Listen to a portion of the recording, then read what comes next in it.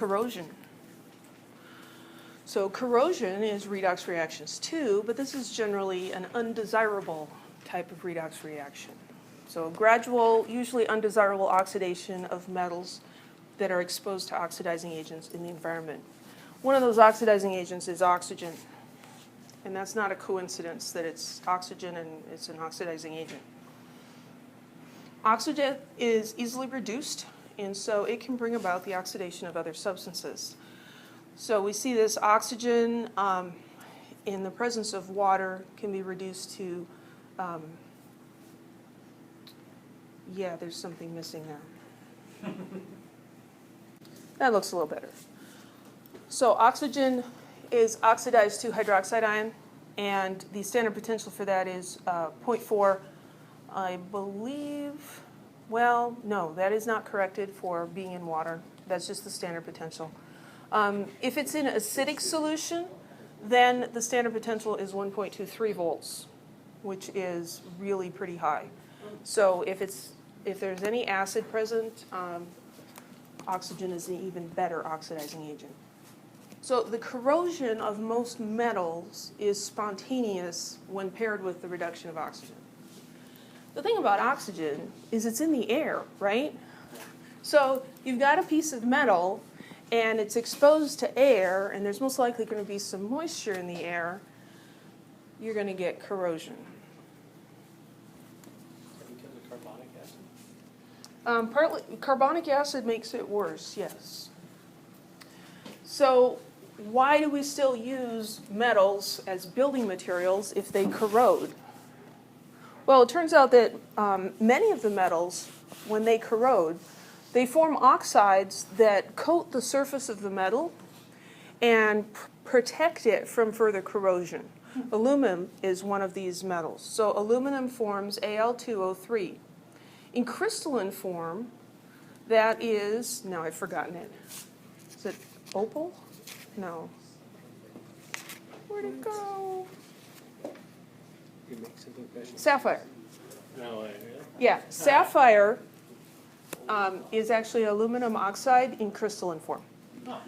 So aluminum oxide is highly inert and it's structurally solid. So what happens with aluminum is it does corrode, but the aluminum oxide that forms on the outside actually protects the aluminum from oxidizing any further. So aluminum is a great metal for construction. Now iron, that's not the case with iron. Oxides of iron, which are rust, tend to flake away. So they're not structurally solid. So iron rusts and the iron oxides are all flaky and they fall off, exposing the iron underneath so that it can be corroded some more. And you know, if you have an old car, you maybe are very much aware of that. I grew up in the Midwest. I have a 66 Mustang GT, and it's got some holes like all the way through it, right? Because they use salt on the roads back there, which we'll talk about in a minute, and you've got some rust. And so people look at it and they're like, oh my goodness, because in California it doesn't happen as much. But I'm like, this car was in Iowa. It's in great shape. It's 50 years old, for goodness sake. No, I didn't. You didn't tell me. So let's look at what happens with rusting. So what we have happen is usually where there's some sort of a defect, we have the iron atoms being oxidized to iron 2 ions. And then the electrons from that oxidation can travel. This is then an anodic region. It acts as an anode. The electrons can travel through the nicely conductive metal over to a cathodic region that's acting as the cathode, where the oxygen is being reduced. And this is most likely to happen where there's some moisture, perhaps a water droplet. And these iron 2 ions, in addition, can travel through moisture on the surface and become further oxidized to iron 3+. So you get Fe2O3, and it's actually a hydrated form. The exact composition is going to depend on a number of different factors. But regardless, it's going to be flaky, it's going to flake off and expose more. And you know, this little crevice here is just going to keep growing and growing until you've got a hole. And here's a picture of a rusty building.